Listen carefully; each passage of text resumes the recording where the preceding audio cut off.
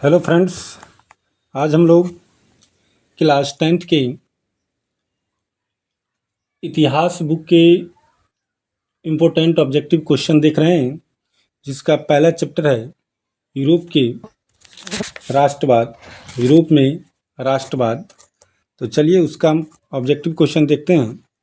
इस चैनल के माध्यम से आपको क्लास 9th और 10th के सभी विषयों की ऑब्जेक्टिव और सब्जेक्टिव क्वेश्चन कराई जाएगी। तो मेरे चैनल से जुड़े रहने के लिए तो चैनल को सब्सक्राइब करें। चलिए वीडियो शुरू करते हैं। तो सबसे पहला क्वेश्चन हमारा कहता है, गिरिबाल्डी पैसे से क्या था? ध्यान दीजिएगा। पहला क्वेश्चन है, गिरिबाल्डी पैसे से क्या था?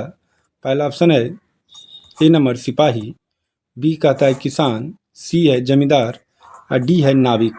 तो इसका सटीक आंसर हो जाएगा दोस्तों डी नंबर ऑप्शन नाविक।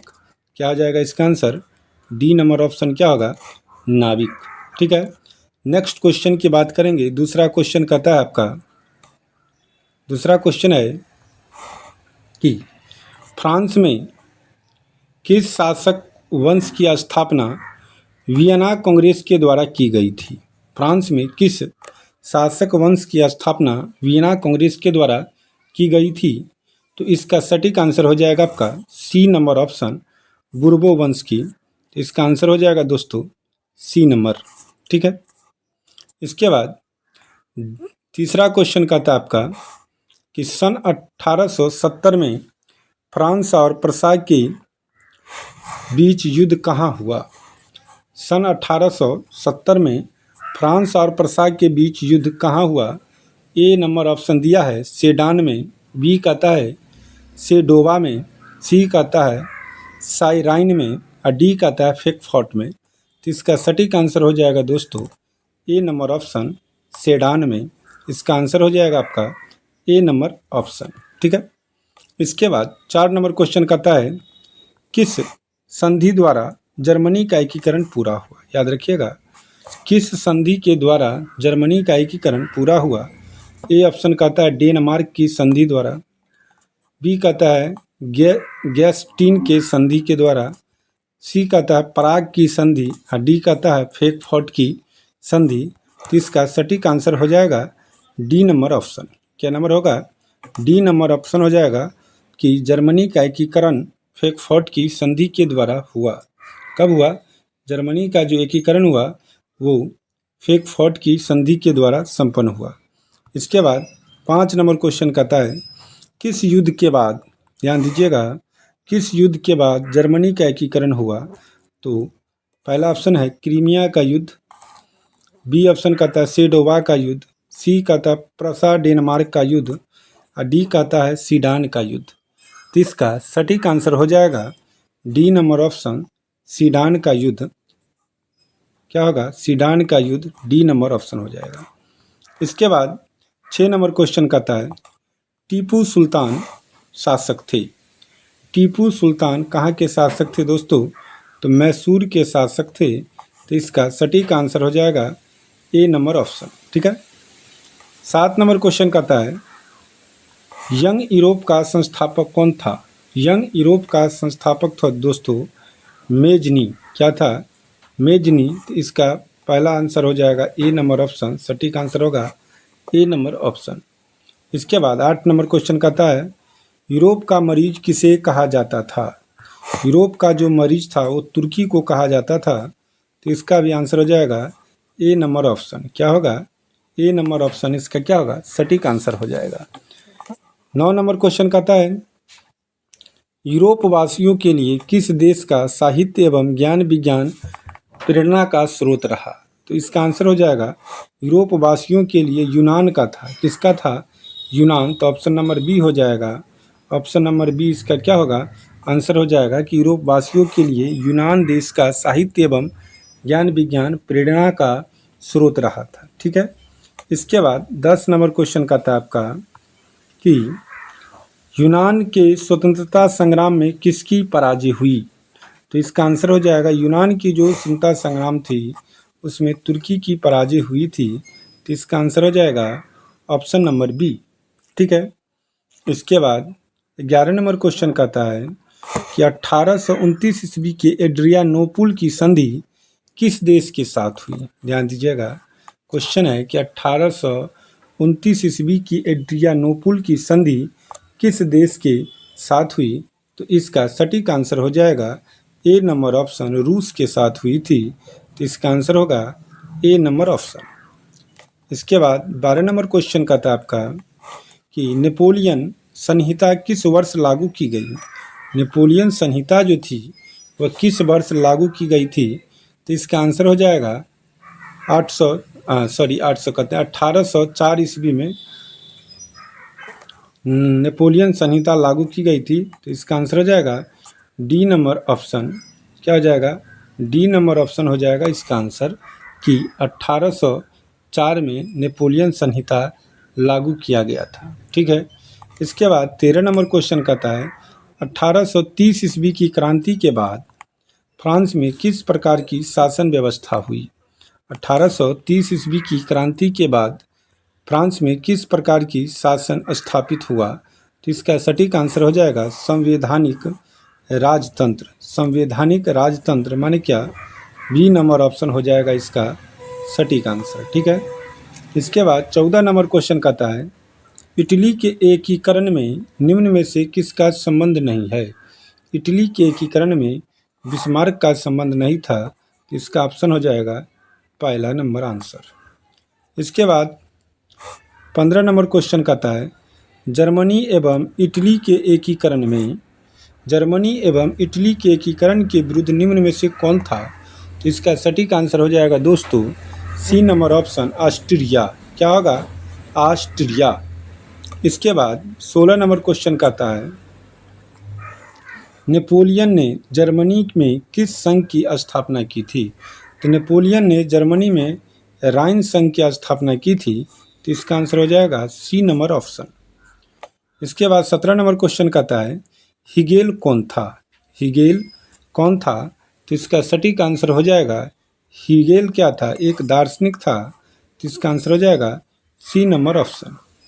इसके बाद 18 नंबर क्वेश्चन कहता है फ्रैंकफर्ट की संधि पर हस्ताक्षर कब हुई। फ्रैंकफर्ट की संधि पर 1871 ईस्वी में हस्ताक्षर किया गया। तो इसका आंसर हो जाएगा डी नंबर ऑप्शन। इसके बाद 19 नंबर क्वेश्चन कहता है सेडान युद्ध कब हुआ। तो सेडान युद्ध हुआ था दोस्तों 1870 ईस्वी में। तो इसका आंसर हो जाएगा बी नंबर ऑप्शन। क्या होगा, बी नंबर ऑप्शन हो जाएगा 18 नंबर का 1870 ईस्वी में। क्या हो जाएगा 1870 ईस्वी में। इसके बाद 20 नंबर क्वेश्चन कहता है कि जर्मनी के एकीकरण का प्रमुख वास्तुकार कौन था। तो जर्मनी के एकीकरण का प्रमुख वास्तुकार था बिस्मार्क। कौन था, बिस्मार्क। तो इसका हो जाएगा डी नंबर ऑप्शन सही आंसर। ठीक है। इसके बाद 21 नंबर क्वेश्चन कहता है आपका कि 1871 में कौन सी संधि हुई थी। अभी हम तुरंत बताए थे कि 1871 में फ्रैंकफर्ट की संधि हुई थी। तो इसका आंसर हो जाएगा ए नंबर ऑप्शन। 22 नंबर क्वेश्चन कहता है कि जर्मनी के एकीकरण के लिए कौन उत्तरदायी था। तो जर्मनी के एकीकरण के लिए बिस्मार्क क्या था, उत्तरदायी था। तो इसका आंसर हो जाएगा बी नंबर ऑप्शन। 23 नंबर क्वेश्चन कहता है वियना सम्मेलन कब हुआ था। वियना सम्मेलन कब हुआ था। तो इसका आंसर हो जाएगा 1815 ईस्वी में वियना सम्मेलन हुआ था। ए नंबर ऑप्शन हो जाएगा इसका। 24 नंबर क्वेश्चन कहता है इटली के एकीकरण का मसीहा कहा जाता है। इटली के एकीकरण का मसीहा कहा जाता है किसको। तो काउंट काबूर को। इसका आंसर हो जाएगा बी नंबर ऑप्शन। क्या हो जाएगा, बी नंबर ऑप्शन। 25 नंबर क्वेश्चन कहता है दोस्तों कि काउंट काबूर को विक्टर इमैनुएल ने किस पद पर नियुक्ति किया। तो इसका आंसर हो जाएगा सी नंबर, प्रधानमंत्री के पद पर विक्टर इमैनुएल ने काउंट काबूर को नियुक्ति किया था। तो इसका आंसर हो जाएगा सी नंबर ऑप्शन। इसके बाद 26 नंबर क्वेश्चन कहता है जर्मनी का एकीकरण कब पूरा हुआ। 26 नंबर क्वेश्चन है इस प्रकार से कि जर्मनी का एकीकरण कब पूरा हुआ। तो आप बताइएगा कि 1871 ईस्वी में जर्मनी का एकीकरण पूरा हुआ। तो इसका आंसर हो जाएगा सी नंबर ऑप्शन। इसके बाद हम देखेंगे कहता है 27 नंबर क्वेश्चन कि जालवेरिन एक संस्था थी। जालवेरिन एक संस्था थी किसकी? तो व्यापारियों की हो जाएगी। इसका आंसर हो जाएगा बी नंबर ऑप्शन। इसके बाद 28 नंबर क्वेश्चन कहता है कि निम्न में से किस सम्मेलन में जर्मनी की क्षतिपूर्ति राशि को कम कर दिया गया? तो क्षतिपूर्ति राशि की जो बात किया जाए दोस्तों, तो इसमें जो हो जाएगा सटीक आंसर लौसेन सम्मेलन जो होगा, लौसेन सम्मेलन में क्या किया था? जर्मनी के एकीकरण की जो क्षतिपूर्ति हुई थी उसको कम कर दिया गया था। तो इसका आंसर क्या हो जाएगा? D number option. क्या हो जाएगा? डी नंबर ऑप्शन हो जाएगा। इसके बाद 29 नंबर क्वेश्चन कहता है कि निम्न में से किसके योगदान से इटली का एकीकरण पूर्ण हुआ? तो Mazzini, count Cavour, Victor Emmanuel, सभी ऑप्शन में है। तो तीनों के से हुआ था। तो इसका आंसर हो जाएगा डी नंबर, इनमें से सभी। क्या हो जाएगा? इनमें से सभी। ठीक है। इसके बाद 30 नंबर क्वेश्चन कहता है हिगेल किस देश का दार्शनिक था? हिगेल जो था किस देश का दार्शनिक था? तो इसका आंसर हो जाएगा सी नंबर ऑप्शन। हिगेल जो था जर्मनी का दार्शनिक था। 31 नंबर क्वेश्चन कहता है कि वियना कांग्रेस का मुख्य उद्देश्य क्या था? तो वियना सम्मेलन का मुख्य उद्देश्य था राजतंत्रों को पुनः स्थापित करना। क्या था? राजतंत्रों को पुनः स्थापित करना। तो इसका आंसर हो जाएगा सी नंबर ऑप्शन। 32 नंबर क्वेश्चन कहता है फ्रांसीसी क्रांति कब हुई? तो फ्रांसीसी क्रांति हुई थी 1789 ईस्वी में। तो इसका हो जाएगा ए नंबर ऑप्शन, 1789 ईस्वी। इसके बाद 32 नंबर क्वेश्चन कहता है कि राष्ट्रीय आंदोलन का केंद्र जेना विश्वविद्यालय कहाँ स्थित है? तो सबसे पहले ये समझिए कि जेना विश्वविद्यालय जर्मनी में स्थित है। तो इसका केंद्र कहाँ था? जर्मनी में। तो इसका आंसर हो जाएगा बी नंबर ऑप्शन, जर्मनी। इसके बाद हम देखेंगे नेक्स्ट क्वेश्चन की बात करें। नेक्स्ट क्वेश्चन कहता है कोसूथ का संबंध किस देश से है? 34 नंबर क्वेश्चन है कि कोसूथ का संबंध किस देश से है? तो इसका सटीक आंसर हो जाएगा हंगरी से। कोसूथ का जो संबंध है दोस्तों वो हंगरी से है। इसके बाद नेक्स्ट क्वेश्चन है कि 34 तो देखे थे, 35 देखिए क्या कहता है। कहता है फ्रांस की क्रांति का प्रमुख कारण था। फ्रांस की जो क्रांति थी उसका प्रमुख कारण क्या था? तो इसका आंसर हो जाएगा बी नंबर ऑप्शन, निरंकुश शासन। क्या था? निरंकुश शासन। बी नंबर ऑप्शन हो जाएगा इसका आंसर। इसके बाद 36 नंबर क्वेश्चन कहता है कि मेजनी का संबंध किस संगठन से था? मेजनी का जो संबंध था वह किस संगठन से था? तो इसका आंसर हो जाएगा कार्बोनरी। बी नंबर ऑप्शन हो जाएगा दोस्तों, कार्बोनरी। इसके बाद 37 नंबर क्वेश्चन कहता है जर्मन राइन राज्य का निर्माण किसने किया था? तो जर्मन राइन राज्य का निर्माण जो था दोस्तों वो करवाया था नेपोलियन बोनापार्ट। कौन करवाए थे? Napoleon Bonaparte. तो इसका हो जाएगा बी नंबर ऑप्शन, आंसर हो जाएगी। इसके बाद 38 कहता है लाल कुर्ती नामक संगठन का गठन किसने किया? तो लाल कुर्ती नामक संगठन का गठन खान अब्दुल गफ्फार खान ने किया था। तो इसका आंसर हो जाएगा बी नंबर ऑप्शन। क्या हो जाएगा? B number option. 34 नंबर क्वेश्चन कहता है प्रथम जेनेवा कन्वेंशन कब हुआ? प्रथम जेनेवा कन्वेंशन जो था दोस्तों वो हुआ था 1864 ईस्वी में। तो इसका आंसर हो जाएगा बी नंबर ऑप्शन। क्या हो जाएगा? B number option. Next question की बात करेंगे। नेक्स्ट क्वेश्चन का था इटली का एकीकरण कब पूर्ण हुआ? तो 1871 में पूर्ण हुआ था। तो इसका आंसर क्या हो जाएगा दोस्तों? 1871। B number option. क्या हो जाएगा? B number option, 1871। इसके बाद हम चलेंगे 41 नंबर क्वेश्चन का था हमारा कि लुई फिलिप किस देश का शासक था? लुई फिलिप किस देश का शासक था? तो आंसर हो जाएगा फ्रांस का। बी नंबर ऑप्शन हो जाएगी इसके आंसर। इसके बाद 42 नंबर क्वेश्चन का था निम्न में से कौन मित्र राष्ट्रों के गुट में शामिल नहीं थे? तो निम्न में से कौन मित्र राष्ट्रों के गुट में शामिल नहीं थे? तो इसका आंसर हो जाएगा बी नंबर, जर्मनी। जर्मनी क्या था? केंद्रीय राष्ट्रों में सम्मिलित था। तो इसका आंसर हो जाएगा बी नंबर ऑप्शन। ठीक है। जबकि यहाँ पे ब्रिटेन, फ्रांस और रूस ये सब क्या थे, मित्र राष्ट्र में सम्मिलित थे। तो यहाँ हो जाएगा नहीं थे, तो यहाँ क्या हो जाएगा, जर्मनी आंसर हो जाएगी इसकी। इसके बाद हमारा 43 नंबर क्वेश्चन कहता है बाहेमिया निम्न में से किस देश के अधीन था। बाहेमिया जो था दोस्तों, वो निम्नलिखित जो देश दिया गया है उनमें से किस देश के अंतर्गत अधीन नहीं था। तो इसका सटीक आंसर हो जाएगा ए नंबर ऑप्शन, ऑस्ट्रिया के अधीन नहीं था। तो इसका आंसर हो जाएगा ए नंबर ऑप्शन। इसके बाद 44 नंबर क्वेश्चन कहता है 1871 में विलियम प्रथम कहाँ का सम्राट बना। तो 1871 में विलियम प्रथम जो था जर्मनी का सम्राट बना। तो इसका आंसर हो जाएगा सी नंबर ऑप्शन। इसके बाद लुईस 16वें को फांसी कब दी गई। लुईस 16वें को फांसी कब दी गई। तो इसका आंसर हो जाएगा 45 नंबर का बी नंबर ऑप्शन, 1793 ईस्वी में। 1793 ईस्वी में इसको क्या किया गया, फांसी दिया गया। इसके बाद 46 नंबर क्वेश्चन का था आपको कि पोर्ट स्टमडम की घोषणा के बाद किसने आत्मसमर्पण किया। तो इसका आंसर हो जाएगा दोस्तों 46 नंबर का बी नंबर ऑप्शन, जापान क्या किया था, आत्मसमर्पण कर दिया था। तो इसका आंसर क्या हो जाएगा, बी नंबर ऑप्शन। क्या हो जाएगा, बी नंबर ऑप्शन हो जाएगा इसके आंसर। इसके बाद 47 नंबर क्वेश्चन कहता है सार्डिनिया का राजा कौन था। तो सार्डिनिया का राजा जो था वो था विक्टर इमैनुएल। तो इसका आंसर हो जाएगा ए नंबर ऑप्शन, विक्टर इमैनुएल। इसके बाद 48 नंबर क्वेश्चन कहता है इटली के एकीकरण के प्रमुख नायक कौन थे।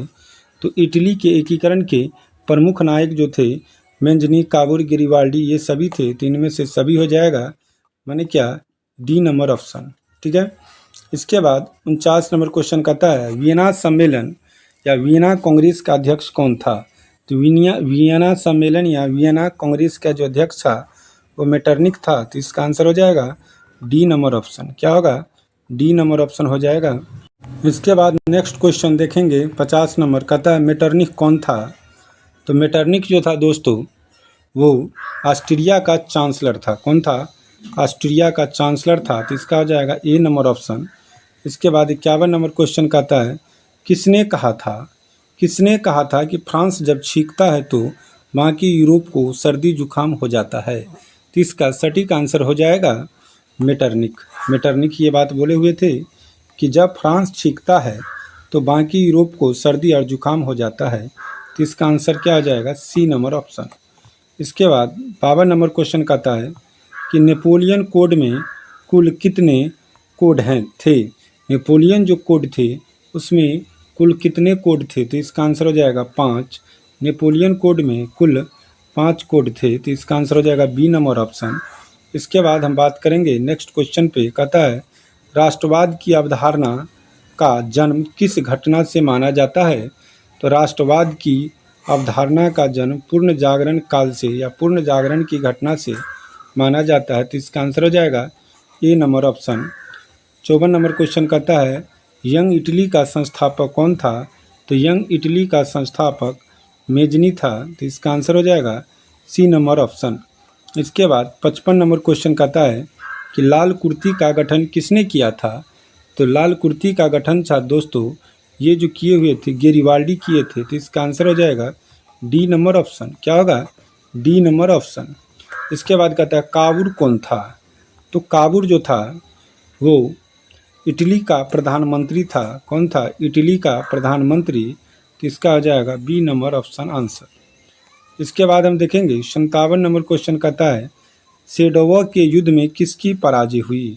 सेडावो के युद्ध में किसकी पराजय हुई। तो ऑस्ट्रिया की पराजय हुई थी। तो इसका आंसर हो जाएगा ए नंबर ऑप्शन। क्या होगा, ए नंबर ऑप्शन। इसके बाद 58 नंबर क्वेश्चन का था बिस्मार्क क्या था। तो बिस्मार्क की जो बात करें तो बिस्मार्क जो था कूटनीतिज्ञ था। क्या था, कूटनीतिज्ञ था। तो इसका आंसर हो जाएगा डी नंबर ऑप्शन।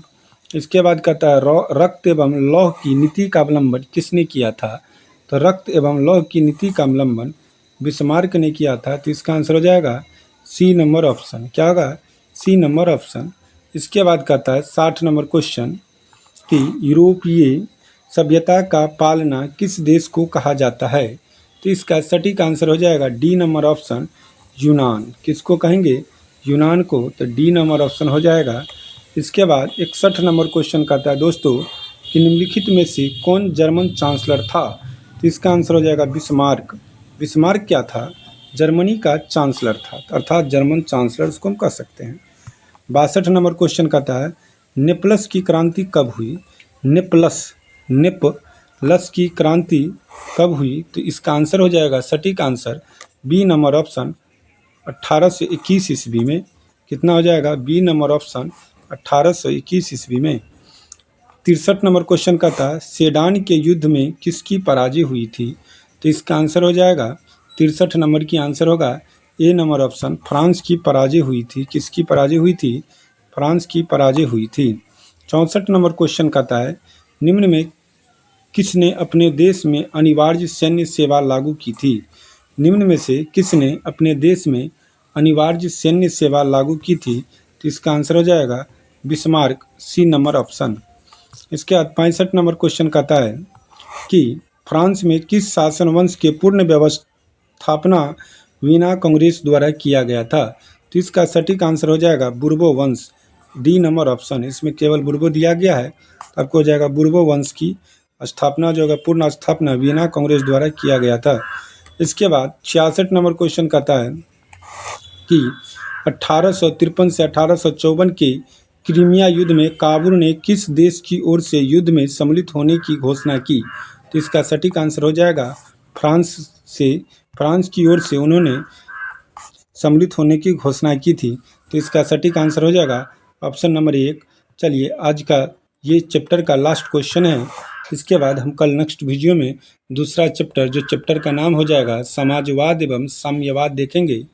तो चलिए आज ये लास्ट क्वेश्चन देखते हैं। कहता है यूनानी स्वतंत्रता संग्राम के दौरान तुर्की के समर्थक में कौन थे? तो इसका सटीक आंसर हो जाएगा सी नंबर ऑप्शन, मिस्र। क्या हो जाएगा? सी नंबर ऑप्शन, मिस्र।